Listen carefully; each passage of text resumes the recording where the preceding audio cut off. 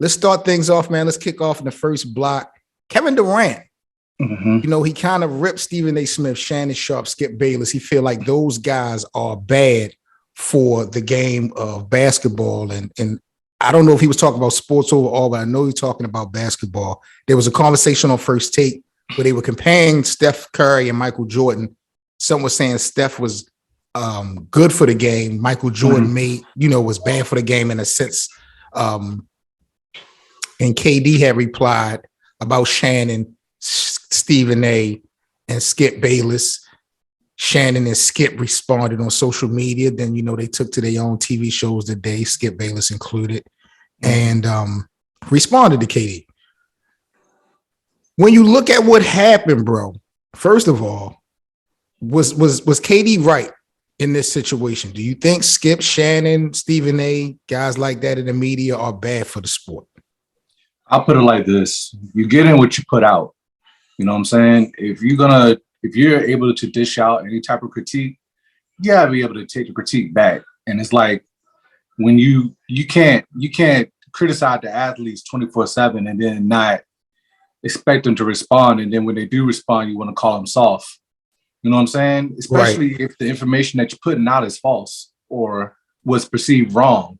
You have to at least accept if you feel like the information is false or you something outrageous, you got to get called out for that. And I think, when it comes to accountability, I think the media tries to escape that.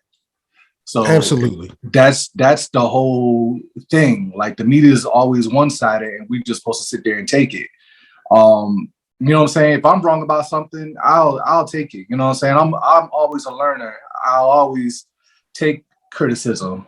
But that's the same thing with these media folks. Some of these guys have never picked up a ball.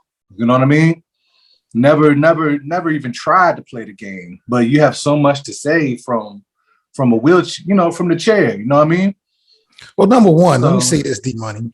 I don't think that just because you don't or didn't play the game that you can't have an opinion on what you're seeing with your own two eyes. No, I feel you. But in the way that they present it, you can tell about certain things, whether it's somebody that's really invested in something.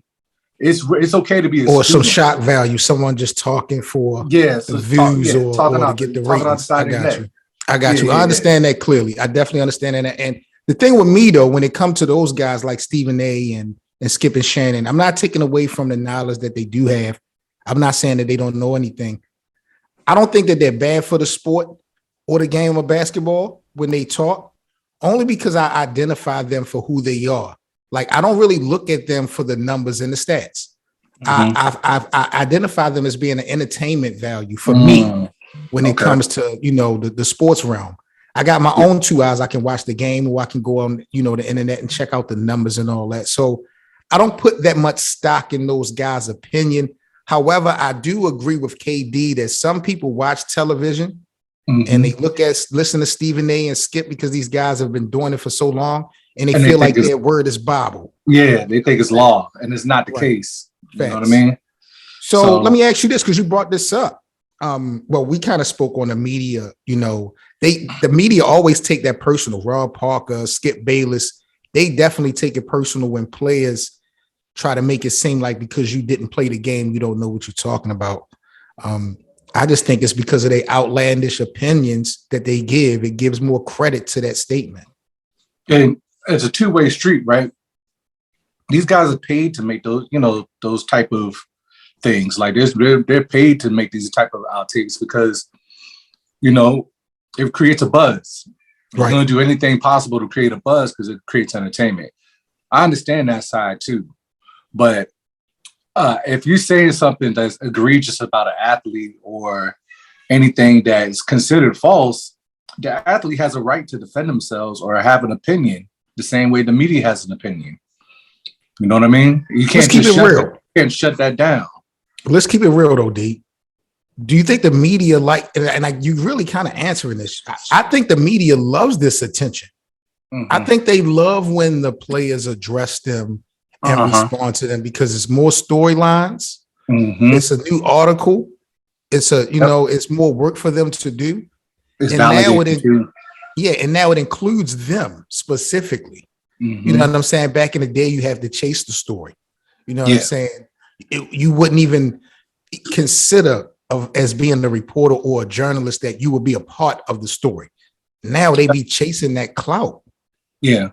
So just like they try to down KD, calling them soft, they talk about Russell Westbrook, you know, calling them different types of names and stuff like that. I think the media is skipping them.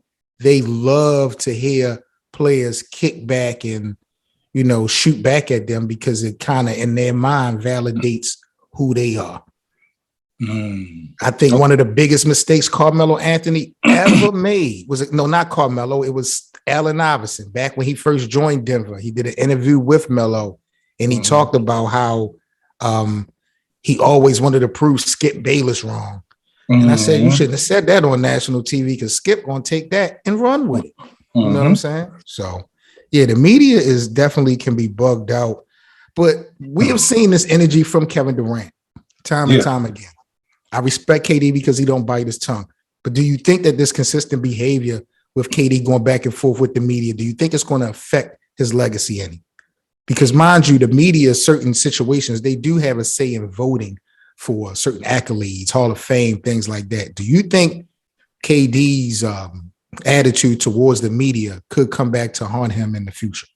No, the reason why is numbers speak for themselves. And KD has the ability to put up the type of numbers where it's just undisputed. T.O. said, no, it don't. Oh, you mean like Hall of Fame? Like, oh, you mean like... I'm just saying numbers. You can't say numbers don't. I mean, look, Mark Jackson ain't found a job back since, you know, leaving Golden State. He was a winning coach. I think it's always going to be more than just the mathematics when it comes to, you know, the situation. I could be wrong. No, I mean, yeah, you got some saying it. I mean, I always talk about some of these like Twitter spaces and these other other sporting debates that, hey, everybody talked about MVPs. I put some type of stock at MVP, but it's a media based award. Right. So it's in a sense it's opinion based. It doesn't make it law. You know what I mean? So it's like, okay, it's cool that you have all these guys on your side, and you have the public opinion kind of agreeing with it. Right. But that's not always the case because you're basically taking it upon yourselves to say like, oh, this is the most valuable guy because that's what we think who he is. And it's like, Kevin Durant, for those who know basketball, we know that this is just him. So it shouldn't affect his legacy at all. But unfortunately, there's so many more people that's becoming into the community of the NBA that's not as knowledgeable and not true to the heart basketball fans. We got a lot of analytics, a lot of people that's trolling, a lot of clout chasing. So what I do have a little concern is that if KD don't win another ring, you know, we already talking about how he's like folding when it comes to him having a team of his own. He's now not going to have the media to back him up on some of the other things that he has done. Like he's kind of cutting off his nose to spite his face. You understand what I'm saying? So even though he's keeping it real, he's putting himself in a box that he must win some hardware because if he don't, we're going to have 2-3 different big arguments to go at KD when we talk about his all-time greatness. So he'll be the bad guy. So y'all just turn him into Charles Barkley, basically. Pretty much.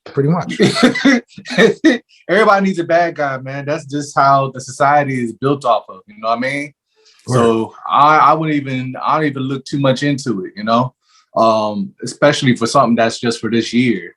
My problem with the media is they'll take 1 year and then make it your end all, and it's like, come on, bro. That's kind of like when your girl. It's kind of like when your girl be like, you always do this. And I'm like, man, these absolutes be killing me.